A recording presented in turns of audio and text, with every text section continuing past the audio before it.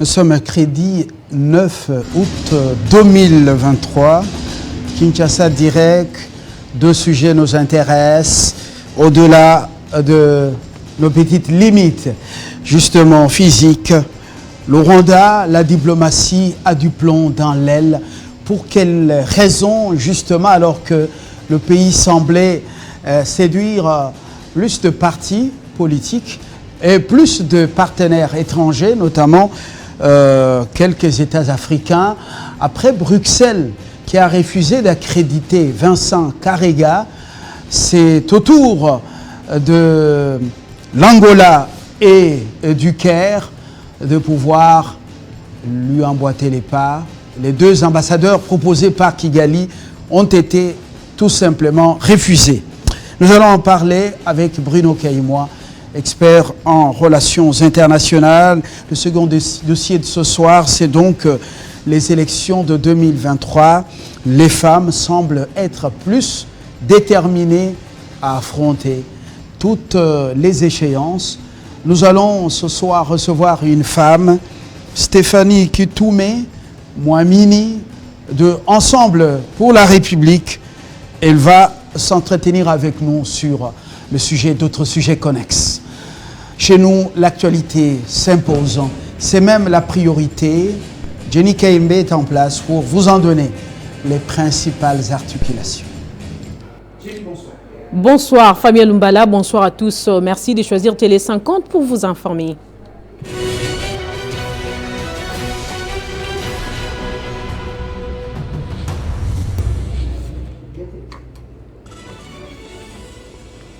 Les batteries s'activent à Kinshasa pour la mise en place du projet Métro Kin, censé redorer une ligne ferroviaire moderne et de qualité à la capitale congolaise. À l'hôtel de ville de Kinshasa, une commission mixte installée par le gouverneur Jean-Tini Ngobila s'est réunie pour aborder plusieurs points pratiques pour sa réalisation. Il s'agit notamment de la commission de libération des emprises du site qui devra accueillir les nouvelles infrastructures ferroviaires. Non payés depuis plusieurs mois, les députés provinciaux de la République démocratique du Congo, réunis au sein du collectif des élus de la RDC, ils ont quitté les installations du ministère des Finances hier tard dans la nuit. Ces élus qui ont marre accusent les ministres des Finances Nicolas Kazadi de bloquer leurs émoluments et exigent qu'une solution rapide soit trouvée.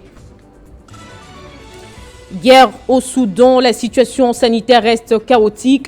Les combats ont aussi déclenché des épidémies et une augmentation de la malnutrition. Selon William Splinder, porte-parole de l'Agence des Nations Unies pour les réfugiés, et les forces vives de la nation soudanaise mettent en garde contre les maladies liées aux corps laissés dans les rues. Nouveau naufrage des migrants en Méditerranée. Les bilans provisoires fait état des 41 disparus, dont 3 enfants. L'embarcation était partie de Sfax en Tunisie avec 45 migrants à son bord, a annoncé ce mercredi l'Organisation des Nations Unies. Par ailleurs, 4 rescapés ont été secourus selon l'ONU. Merci à tous de votre fidélité à Télé 50. Retrouvez Christopher Ochokoum à la grande édition de ce soir. Entre-temps, je vous laisse en compagnie de Fabien Lumbala pour la suite de Kinshasa Direct. Retrouvez toute l'actualité en continu sur www.tele50.cd. Merci Jenny Kayembe. Nous décollons pour ce grand live avec la première invitée, une femme, Kitouma Mwamini de Ensemble pour la République. Elle fait partie de l'équipe des communicateurs.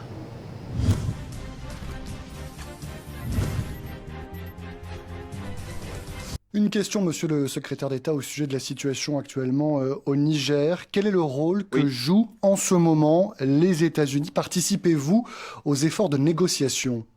Nous œuvrons de façon diplomatique à soutenir leurs efforts. Je suis en contact régulier avec des leaders en Afrique, avec la CEDEAO même, avec l'Union africaine et puis évidemment avec nos partenaires en Europe, y compris la France.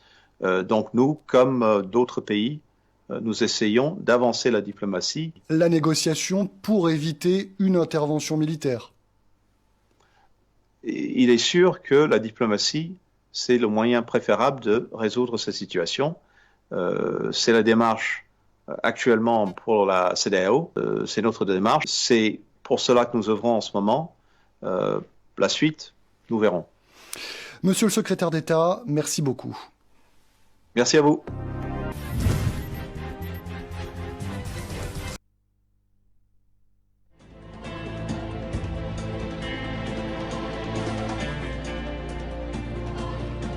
Télé 50, la seule chaîne qui incarne la République démocratique du Congo.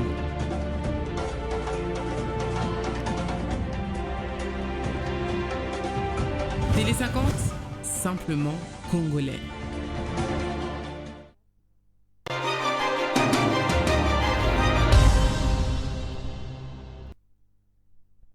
Stéphanie Kitoumé Mouamini est avec nous sur ce plateau. Madame, bonsoir.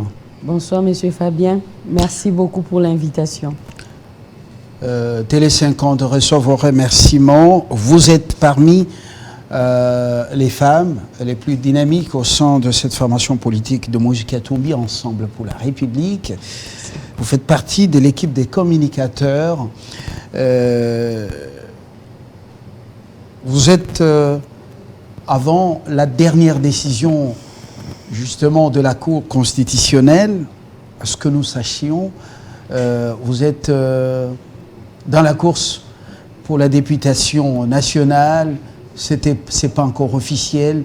La CENI n'a fait que recevoir des dossiers pour Lukunga, qui a pratiquement 14 sièges. La lutte sera âpre.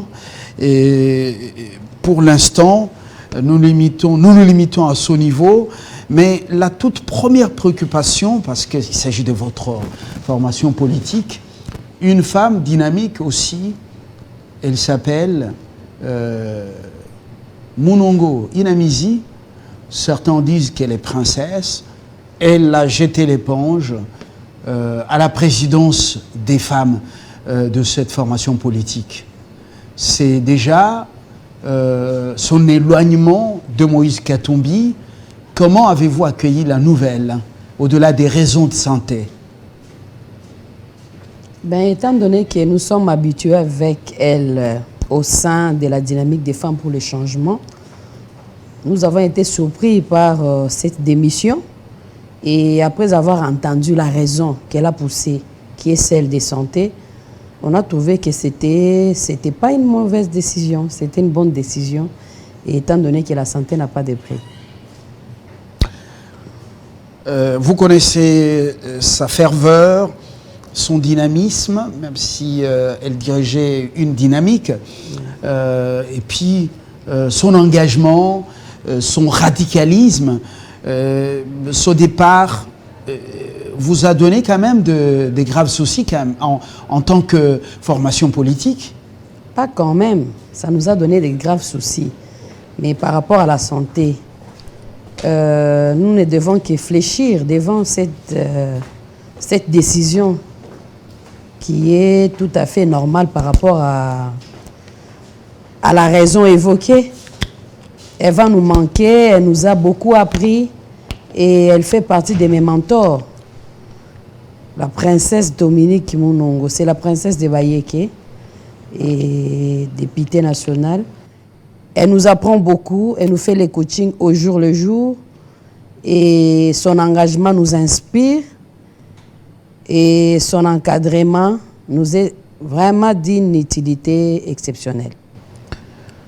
Alors, est-ce que nous réfléchissons à haute voix?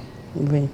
Peut-on parler d'un chantage vis-à-vis du président du parti, ou une sorte de remonter les enchères, ou bien c'est une décision de cette femme dynamique de pouvoir, à quelques mois des élections, se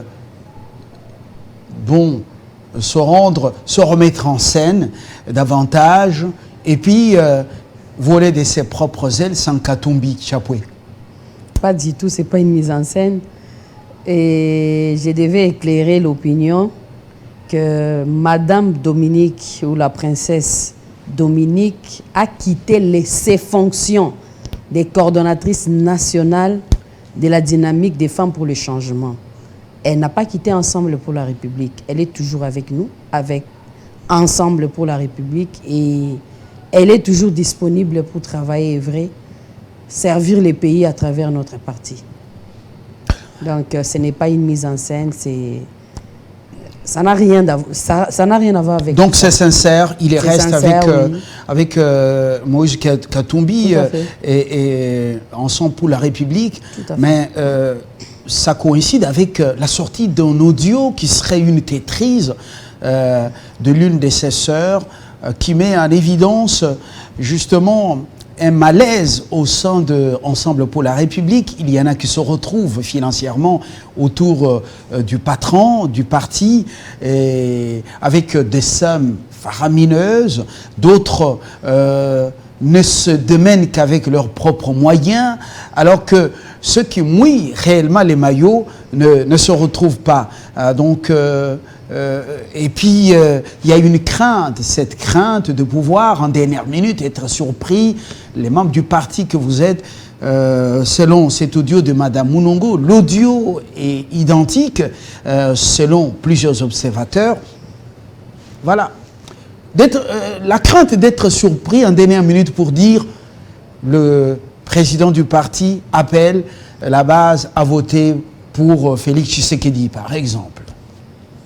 Je pense que les pays, il y a beaucoup de problèmes autour desquels nous devons débattre. Et je pense que cet audio, cette question n'est pas opportune, étant donné que ça n'a rien à voir avec la gestion du pays, ça n'a rien à voir avec l'évolution du pays. Je pense passer à une prochaine question, s'il vous plaît. Merci beaucoup pour cette souplesse. Merci. Nous revenons à ces élections. Les femmes semblent être très déterminées. On les a vues dans beaucoup de BRTC, mouvementées au sein des formations politiques. Qu'est-ce qui est à la base? L'expression d'une frustration des femmes qui ont beaucoup donné au sein des partis politiques, mais qui sont restées comme des pots de fleurs et non pas des leaders, ou bien c'est un réveil? Je pense que c'est les deux au même moment. Il y a les réveils, il y a aussi la frustration. Alors nous voulons juste augmenter le pourcentage de la femme au niveau des prises de décision. C'est la raison pour laquelle nous femmes nous sommes dit que nous devons nous lever pour aussi nous présenter à tous les niveaux des élections, afin de porter aussi la voix de nos maisons, de nos ménages qui n'ont rien, et participer au développement du pays, donner aussi nos suggestions, donner aussi nos points de vue, donner aussi notre petite pierre de contribution pour la reconstruction du géant Congo. Vous êtes parmi ceux qui sont debout au sein de votre formation politique. Je vous ai un jour associé à un débat autour de l'autre table. Avec courage, vous avez pu affronter les représentants d'autres formations politiques. Mais lorsque on a remarqué au sein de Ensemble, quand les candidats ont été proposés au président de la République, Félix Tshisekedi, par votre formation politique, il n'y a eu aucune femme. Si je me suis trompé, vous allez rafraîchir ma mémoire ou corriger. Ministère du Plan, Monsieur Mwando. Ministère de la Communication, des Transports, voies de communication, enclavement, feu chez Eben Okende.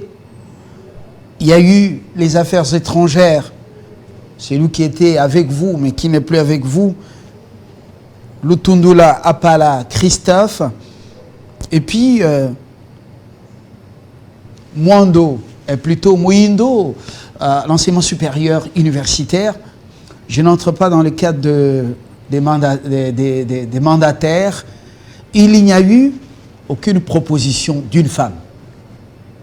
Alors que parmi vos anciens partenaires d'il y a quelque temps à l'Union Sacrée, Bahati a propulsé Madame Kazang à la tête de la FDC. Il y a Princesse Sikainda au ministère du portefeuille, ministre d'État, est-ce que je sache. Il y a eu aussi, il y a un dossier au ministère du Travail. Et puis, il y a une femme, Chimène Lunda, de l'autre côté, qui a été envoyée à l'administration de la Banque centrale. Et voilà, la liste, elle est là. Il y a eu quand même des femmes qui ont été propulsées. Alors, comment expliquer que les femmes restent au niveau de votre formation politique dans cette peau de fleurs, au lieu d'être des leaders aussi proposés à des instances décisionnelles du pays? En tout cas, merci beaucoup pour la question. Chez nous, il y avait une réalité. La réalité, c'était quoi? Ensemble pour la République, c'est un jeune parti. Et étant jeune, il y a des chefs de partis politiques qui ont accepté de dissoudre leur parti afin de se joindre. Comme Kamitatou a dissous son parti. Oui, c'est quoi? Arc, oui. Qui avait pignon sur rue dans le Grand Bandundu à Kinshasa, oui. Un ancien président de l'Assemblée nationale, oui. Un homme très intelligent, qui a dilué le parti au profit de Ensemble. Tout à fait. Et c'est dans ces cadres-là qu'on a ramené les chefs de chaque parti dissous pour aller représenter notre parti. Loin de nous l'idée de minimiser les genres, du non-respect du genre, non. Notre président national est plus que jamais déterminé à promouvoir Donc la part belle était donnée, réservée aux gros poissons. Pas gros poissons, c'était par rapport à l'apport de ces partis au sein de notre grand parti, Ensemble pour la République. C'était fait ainsi. Et je pense que prochainement, les femmes seront aussi proposées. Un vrai sacrifice quand on sait que Kamitatou est passé également, à un moment donné, donc était dans à un moment donné, ministre du plan. Donc, c'est vraiment un engagement sincère, on a compris. Alors, les femmes, au niveau de votre formation politique, sont encore en train de faire des émules. Elles ne sont pas encore arrivées au stade des animaux politiques, comment on dit, des gros renards, de vieux renards. Je ne pense pas. Au sein des ensembles, il y a des femmes, telles que l'honorable Dominique Inamizi. Mais qui n'a pas été proposée. Qui n'a pas été proposée. Ni à un poste de mandataire. Non, j'ai expliqué, j'ai très bien expliqué. Vous voyez qu'avec l'Union Sacrée, il y a eu beaucoup de réalités, il y a eu beaucoup de quotas, il y a eu beaucoup de disputes. Alors nous, Ensemble pour la République, des fois on s'est réservé de faire des disputes, étant donné que nous, d'abord, c'était le peuple. On n'était pas allé là-bas pour se disputer les postes. Alors je disais qu'au sein de Ensemble pour la République, il y a des femmes capables. Il y a Maman Dominique Inamizi, il y a nous autres, il y a Madame Solange Mafuta, il y a le docteur Patricia Foto, il y a beaucoup de femmes, il y a Madame Clotilde qui est à Lubumbashi, il y a Madame Mathilde Benata, il y a beaucoup de femmes comme ça. Mais seulement, à cette époque-là, on devait faire ça pour remercier ceux qui ont accepté de dissoudre leur parti au profit de Ensemble pour la République, qui est un méga parti au sein de la République démocratique du Congo et de l'Afrique. Alors, par rapport à ces élections, vous continuez à faire des revendications, des réclamations, mais vous avez déjà déposé des listes au niveau de la députation nationale, d'autres listes en cours pour la députation provinciale. Alors, dites-nous, est-ce que vous croyez en ce processus électoral? On voit l'engouement et surtout votre disponibilité à concourir votre parti, justement. Vous croyez en ce processus encore? Pour dire la vérité, nous ne croyons pas à ces processus parce que ce processus est chaotique, étant entaché de beaucoup d'irrégularités. Mais vous vous engagez quand même. Nous nous engageons. Comme on dit au Kassai, oui. C'est le deuil du champ, mais vous... donc vous pleurez, vous mangez et en même temps vous pleurez, c'est ça? Nous nous engageons d'abord parce que la politique de la chaise vide ne paye pas et aussi pour montrer notre volonté d'aller aux élections, de vouloir les élections, tout en dénonçant, tout en criant haut et fort pour qu'il y ait arrangement de tout ce dont nous sommes en train de reprocher ces processus. Mais lorsque Fayoul a pris la décision de jeter l'éponge, votre parti, à partir de Lubumbashi, la déclaration a été faite de pouvoir continuer. Alors, s'il est réellement chaotique, c'est que vous vous êtes engagé à aller accompagner Félix Tshisekedi à la victoire pour le second mandat et la recomposition de sa majorité à l'issue des élections de décembre 2023. Donc un simple accompagnement. Pas du tout. Nous sommes là, nous avons les yeux ouverts. Nous nous dirigeons vers le processus en étant les yeux ouverts pour revendiquer jusqu'à la fin qu'on puisse corriger les incohérences qui empêchent à ce que ces élections puissent être crédibles, transparentes, apaisées, parce qu'il n'y a pas de tolérance, il y a intolérance, il y a méfiance, il y a toutes sortes de conflits, si pas toutes sortes de contestations autour de ça. Alors nous nous engageons pas pour aller accompagner l'actuel président, que je salue en passant, Félix Tshisekedi, non. Nous sommes dans le processus, c'est pour montrer notre bonne volonté d'aller aux élections, parce que nous voulons la paix pour notre pays. Nous prenons l'octroi du pouvoir ou l'acquisition du pouvoir par de voie légale. Et entre-temps, nous exigeons toujours la réparation de tout ce dont nous sommes en train de revendiquer à la CENI. La politique de la chaise vide ne paye pas, vous l'avez dit. Vous êtes déterminé à y aller en tant que force politique, au-delà, bien sûr, des irrégularités que vous voulez que la CENI corrige. Je reviens maintenant à vous, femmes. Vous êtes nombreuses comme électrices. Vous êtes aussi un nombre important. La CENI nous donnera les statistiques comme candidate. Alors, comment allez-vous convaincre les femmes pour pouvoir pencher la balance en votre faveur afin qu'il y ait plus de mamans au cœur sensible au Parlement? Peut-être que les choses pourraient changer dans les contrôles parlementaires, dans le vote du budget, par exemple. Je pense qu'on ne peut pas étaler toutes les stratégies. Néanmoins, on va dire aux femmes de faire confiance aux mamans. Parce que nous, les femmes, nous avons un cœur plus que les hommes. Ce n'est pas que nous sommes en train de diaboliser les papas, non. Nous allons juste demander à nos pères de nous faire aussi confiance pour que nous aussi, nous puissions nous retrouver là-bas sur la même table. Pour le moment, parce que les développements... Ce n'est pas un discours vis-à-vis des hommes comme leaders des partis politiques ou parrains. Pour le moment, c'est ce que vous allez, votre discours vis-à-vis des femmes en tant qu'électrices et une force. Les femmes sont plus nombreuses comme électrices. Justement. Voilà. Justement, c'est ce que je suis en train de dire. On dit qui s'est fait sans nous et contre nous. Si nous voulons améliorer notre condition de vie, si nous voulons améliorer notre social, si nous voulons améliorer notre condition en tant que femmes, nous devons être présentes dans les instances de décision. D'où les femmes doivent nous porter là-bas pour que nous puissions être capables de défendre leurs intérêts, de défendre la famille. Parce qu'avant tout, c'est la femme, la mère, qui met tout le monde au monde. Et excusez-moi pour la tautologie, parce que quand la femme est là, cette force-là, elle sera aussi capable d'impacter positivement. Bien sûr, à côté des hommes.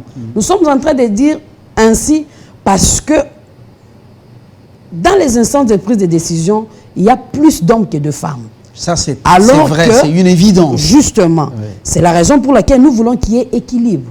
Nous ne voulons pas que les hommes soient absents, ni les jeunes, ni les personnes vivant avec handicapés, ni les personnes de troisième âge. Non, nous voulons que tout le monde soit sur la table des décisions pour qu'il y ait équité dans la catégorisation des richesses, ici pas des besoins de la société.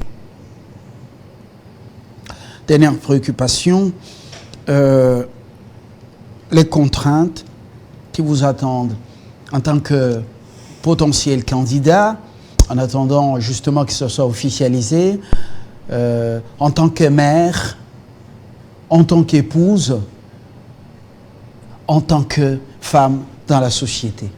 Quelles sont ces contraintes? Les contraintes sont... Et comment comptez-vous les surmonter? Justement, nous avons beaucoup de contraintes, telles que vous venez de l'énumérer. En tant que femme, vous êtes au foyer, vous avez des enfants à gérer. Fois nombre d'enfants, parce que chaque enfant, c'est un cas social. Vous avez votre mari à gérer. Vous avez vos employés. Qui est le mari qui est l'un des gros bébés. Donc, justement. Par moments, certains sont capricieux. Et pire encore, si vous avez des bébés ou vous êtes enceinte, telles sont les quelques contraintes qu'il faut surmonter. Et on surmonte cela en appelant toute la famille de vous soutenir, de soutenir votre vision. Et c'est comme ça que vous allez voir que il y a tel qui prend cette charge, l'autre qui prend.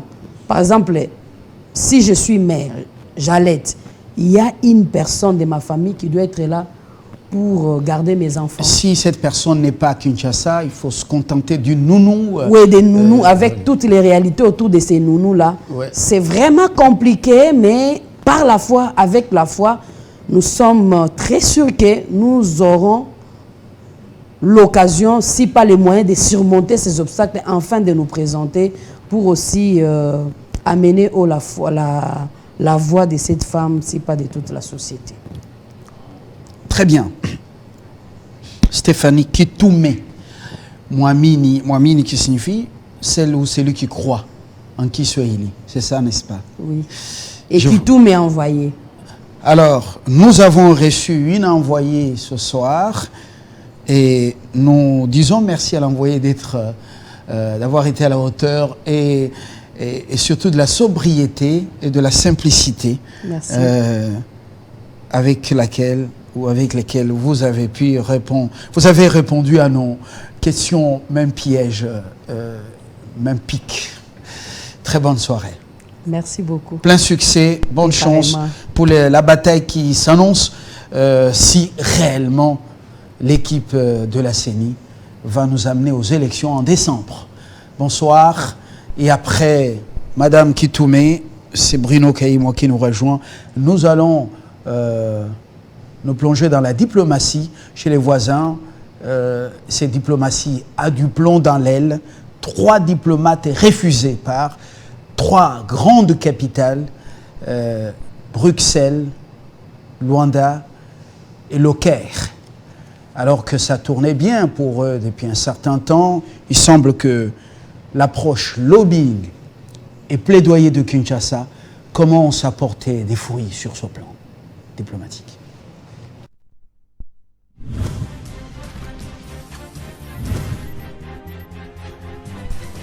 La presse nigériane, pays le plus important en taille économique de la CEDEAO, a baissé le ton. Depuis que le Sénat du Nigeria a fait ses objections au président Bola Tinubu en lui disant « Attention, si vous attaquez le Niger, vous allez déstabiliser davantage le Nigeria qu'il l'est déjà. » Et c'était hier, 5 août 2023. Le collectif des sénateurs du Nord, rassemblé autour du sénateur Souleymane Abdourahmane Kawa, s'est exprimé. Les 7 États du Nord du Nigeria, représentés par le caucus des sénateurs du Nord, ont averti le président Tinubu de ne jamais tenter une intervention militaire, parce que ce serait un acte suicidaire contre le Nigeria lui-même. Le président algérien, Abdelmadjid Tebboune, est intervenu dans la presse publique et internationale ce 6 août pour dire que l'Algérie est opposée à quelque intervention militaire que ce soit au Niger, parce que l'Algérie voit dans le projet d'une telle intervention un projet pour déstabiliser l'Algérie elle-même. L'Algérie voit très bien que on veut attaquer militairement le Niger parce qu'on veut avoir la main mise sur l'uranium du Niger, sur le pétrole du Niger, sur le gaz qui est en train d'être découvert au Niger. Le Mali a clairement compris que si on attaque le Niger, ce n'est qu'une étape pour l'attaquer lui aussi. Si on met en place une coalition pour bombarder le Niger, détruire le Niger, tuer les Nigériens, la même coalition va poursuivre son œuvre contre le Mali. Ils ont compris que si l'hypothèse d'une agression militaire de la CEDEAO contre le Niger marche, cela veut dire qu'il y aura une jurisprudence qui va s'appliquer au Burkina. La même armada montée de toutes pièces par la CEDEAO n'hésitera pas à continuer son œuvre pour imposer à la tête du Mali, du Burkina et plus tard de la Guinée des gouvernements vassaux de l'OTAN. Est-ce que c'est clair? Tout le monde a bien compris que ce qui se cache derrière le projet d'attaquer le Niger, c'est le projet d'agresser systématiquement tout pays africain qui n'est pas dirigé par des vassaux de Paris, qui n'est pas dirigé par des vassaux de l'Union européenne, qui n'est pas dirigé par des vassaux de l'OTAN.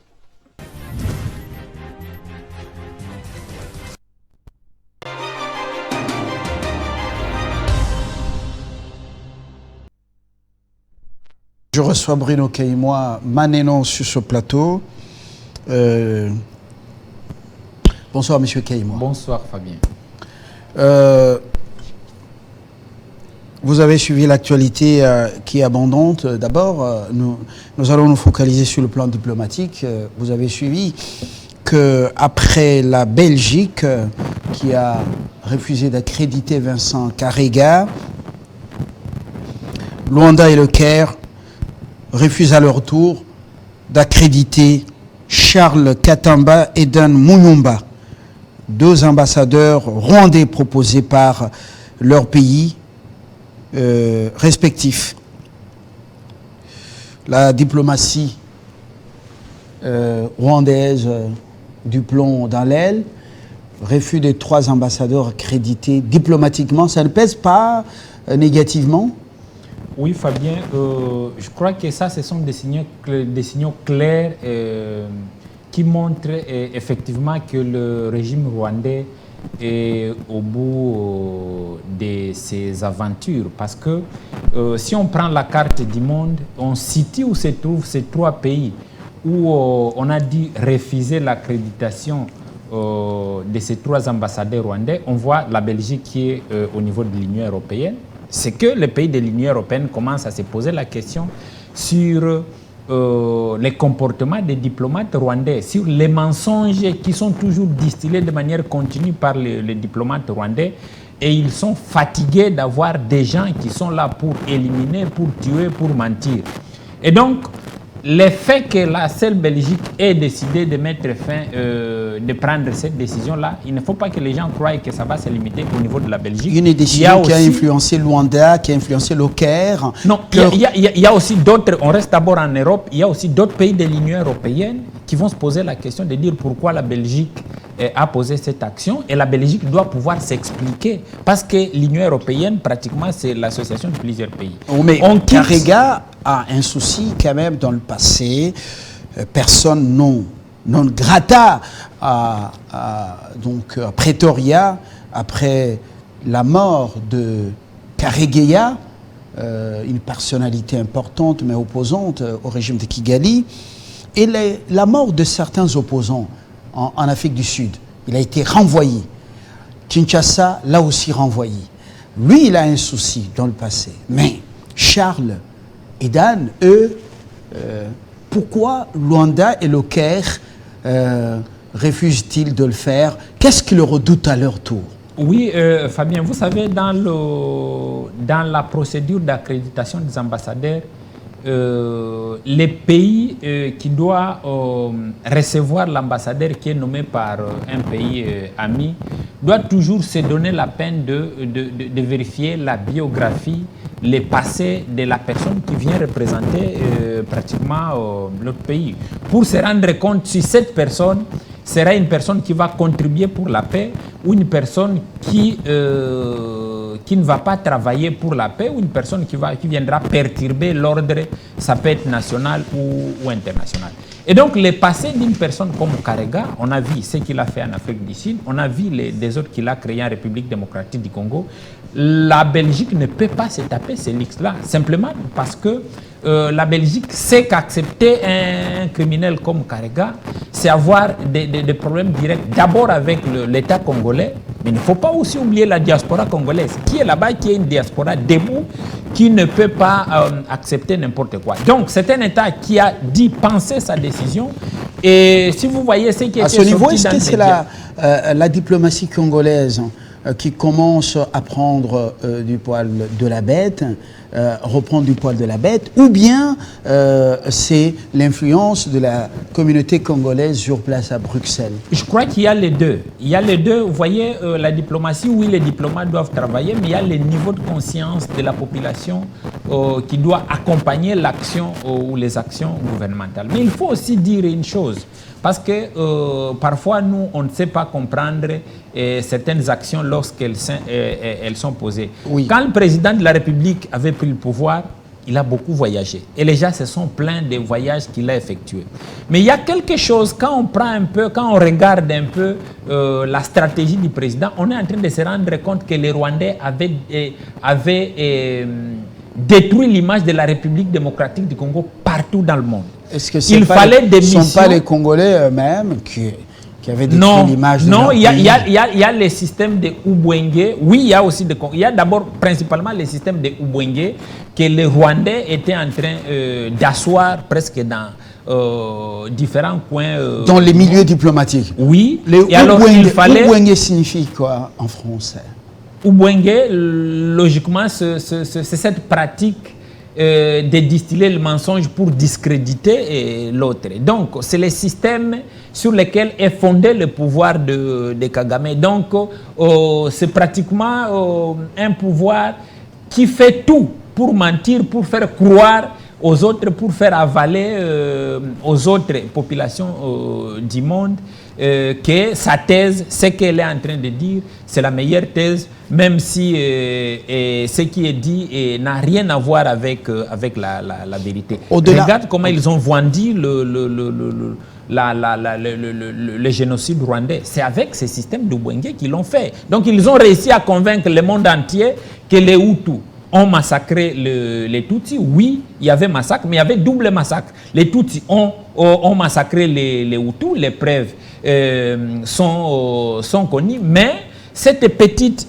communauté a dit vendre des messages selon lesquels ils ont été victimes. Pourtant, il y a des livres comme celui qui a été écrit par le professeur Mamdani, où il souligne très bien que ceux qui étaient considérés comme les victimes au départ sont devenus des plus grands criminels, pas seulement au niveau du Rwanda, mais au niveau de toute il tue au-delà des frontières rwandaises, justement.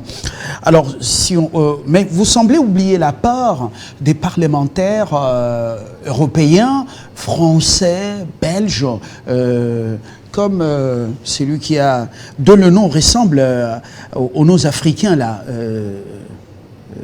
Un parlementaire belge très efficace, très percutant, dont le plaidoyer en faveur du Congo, le nom va revenir. Il y a ce français parlementaire, ce français belge, donc ces parlementaires français belges qui sont dans une dynamique, dans un plaidoyer très percutant au sein du Parlement européen, même du Conseil européen, qui démontre que le Rwanda massacre au Congo. Vous semblez oublier cette contribution importante. Vous mettez seulement l'accent sur l'approche diplomatique de Kinshasa. le dynamisme de la communauté congolaise qui est debout pour défendre la nation. Mais cet aspect, vous l'oubliez pourquoi? Non, je crois qu'il est toujours important de reconnaître ça. Dans toutes les communautés, dans toutes les sociétés du monde, il y a toujours des gens qui sont conscients, qui pensent sur la nécessité de ne voir que la vérité là où le mensonge est distillé. C'est vrai qu'en Belgique, il y a des gens, des Belges qui n'ont jamais été d'accord avec ce que les Rwandais font chez nous, en France aussi, et donc aux États-Unis d'Amérique. Mais la question, c'est de dire les médias européens étaient emballés pour soutenir la cause la cause rwandaise, bien que cette cause elle n'est tissée que par les mensonges. Derrière l'encre de chaque média, il faut toujours chercher qui finance. Il faut toujours chercher. Oui, et donc au-delà de ça, au-delà même de ça, je vais peut-être revenir très rapidement sur un aspect. Je vais profiter de ce plateau pour souligner cet aspect que la République démocratique du Congo continue à être victime. C'est le fait que dans les médias, d'abord internationaux, on va le mensonge contre la République démocratique du Congo. Même dans les plateformes, s'il vous plaît, Fabien, d'Internet. Il y a des moments où je viens de l'Inde, je voulais participer, je suis parti pour participer à des rencontres scientifiques de haute facture, mais il arrivait à un certain moment où les codes de la République démocratique du Congo n'est pas le code efficace sur les plateformes d'Internet. C'est vrai que c'est une question qui doit être résolue par les Congolais, mais c'est une autre façon de mettre la République démocratique du Congo hors jeu sur la scène internationale. Alors concrètement, c'est quoi le code RDC n'est pas efficace sur le plan numérique? Nous avons, sur les plateformes numériques, nous avons par exemple notre code. Si vous voulez donner votre numéro de téléphone, il y a le code 243 qui doit être présent sur les plateformes. Mais c'est le code de la République du Congo, donc le Congo d'en face, qui est à la place de la République démocratique du Congo. Et ça, des questions comme ça, normalement, sont des questions qui, donc, à la fois... Il y a des gens mal intentionnés qui le font pour plus de visibilité du Congo en face. Pour écarter la République démocratique. Donc, ça, c'est un des aspects. Mais il y a aussi, quelque part là, l'incompétence de notre propre système. Et donc, les gens travaillent pour nous affaiblir, pour nous écarter sur la scène internationale. Il faut que nous soyons vigilants, que nous élevions notre niveau de vigilance, afin que nous ne soyons pas victimes du mensonge de nos ennemis, afin que nous ne soyons pas victimes de notre propre incompétence. Il y a aussi, parce que vous en parlez, il y a aussi l'élément important en rapport avec l'intégration. Il semble que beaucoup de nos compatriotes, quand ils arrivent dans un pays d'accueil, l'intégration prend du temps. Au lieu de s'incorporer, rentrer à l'école, essayer de beaucoup s'acclimater, on préfère beaucoup plus se fréquenter mutuellement au sein de nos communautés, raffolant nos mikaté, le fumbois et d'autres nourritures du pays, alors que les rusés, eux, ils cherchent à ternir notre image en entrant dans toutes les sphères après des formations suivies sur place pour leur intégration.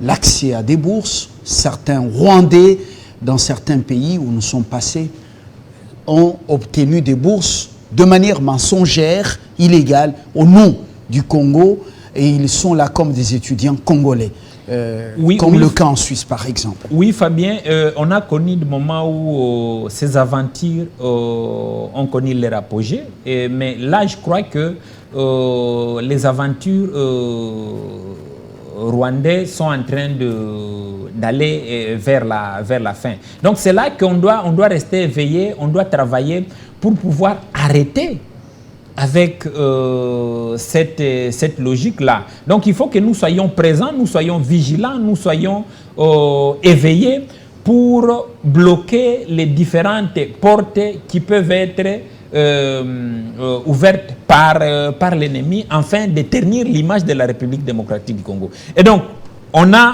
refusé l'accréditation de l'ambassadeur en Belgique.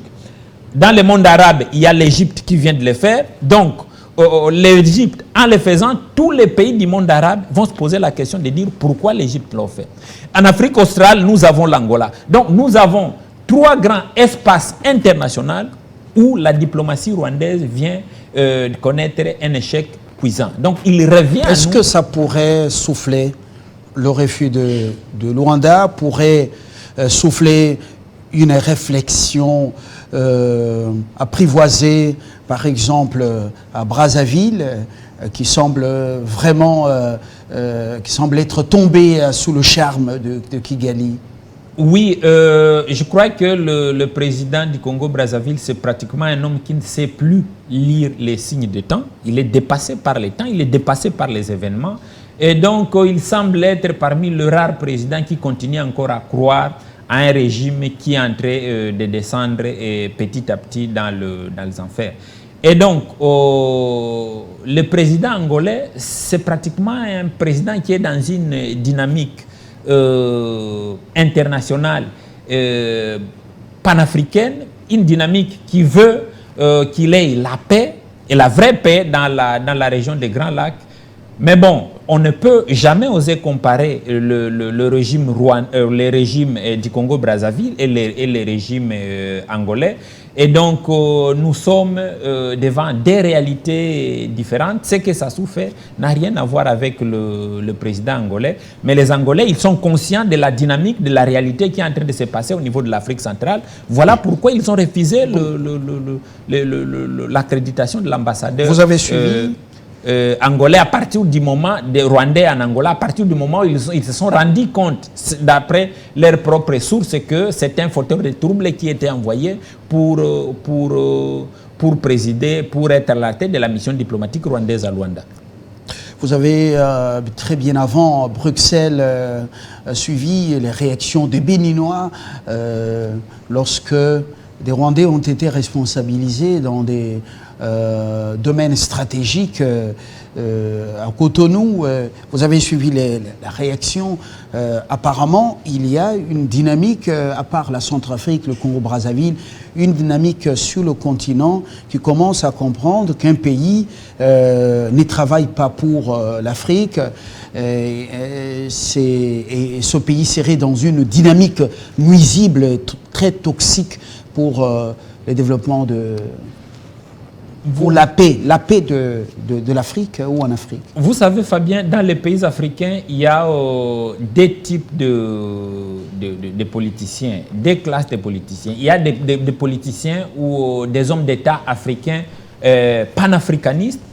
Il y a d'autres qui sont considérés comme des vassaux, alors des vrais vassaux de ceux qui ne veulent pas que l'Afrique aille de l'avant. Et parmi ces vassaux, les vrais vassaux qui fait la honte de l'Afrique, c'est Paul Kagame. Et alors, la plupart des gens qui sont conscients de l'importance de se serrer les coudes pour faire avancer le continent, ils comprennent qu'on ne peut pas normalement approcher une personne qui a passé toute la vie dans ces tueries, dans des crimes, une personne qui, son logiciel mental a été négativement programmé par les anglo-saxons, une personne qui ne l'a que c'est pour se contenter des massacres, des tueries à la fois de ses propres concitoyens et des populations des pays voisins. Et donc, lui, Paul Kagame et Sassou Nguesso, même Patrick Talon, rentrent dans la ligne. Il y a Macky Sall qui veut les rejoindre dans cette ligne-là. Les gens sont en train de s'étonner comment Macky Sall peut du coup être prêt à envoyer ces hommes pour aller soutenir les... Ils sont en train de privilégier l'axe diplomatique par rapport à la situation présentement au Niger. C'est ça l'évolution de la situation. Mais Macky Sall, Ouattara ne peuvent pas justement faire quelque chose contre la volonté de l'Élysée. On connaît comment les choses se passent parmi apparemment les élèves les plus fidèles. On termine par ceci, Kinshasa, loin de rester dans le satisfait, qu'est-ce qu'il doit faire diplomatiquement pour mettre à genoux Kigali sur la scène internationale? Il faut continuer à travailler. Cette année, donc l'année prochaine, si tout va bien, on pourra siéger au sein du Conseil de sécurité de l'ONU. La diplomatie des couloirs ou celle...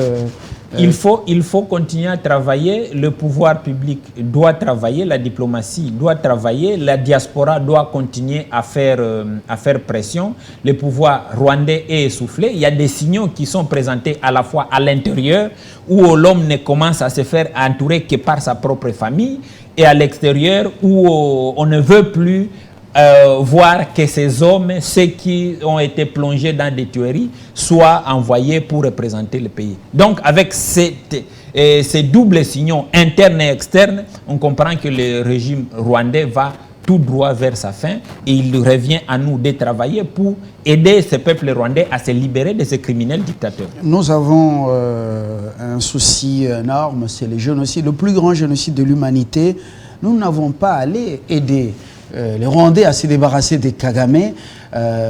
Chaque fois que nous recevons soit les Hutus, soit les Tutsis, nous avons toujours des soucis parce que nous payons, on nous fait payer très mal notre solidarité qui est prise pour une naïveté. Pour ce soir, je vous remercie. En attendant les échos de Brésil, ça c'est sur le plan environnemental. Qu'est-ce que ça va donner? Bruno Kayumwa, merci et très bonne soirée. C'est moi qui vous remercie, Fabien. Dans quelques instants, moins de 10 minutes, le journal sur votre chaîne. C'est la grande édition vespérale jusqu'aux petites heures matinales. À 6 heures, ce sera demain. Mais au cours de cette soirée, retrouvez ce magazine après le journal de 23 heures, demi, heure de Kinshasa. Portez-vous très bien.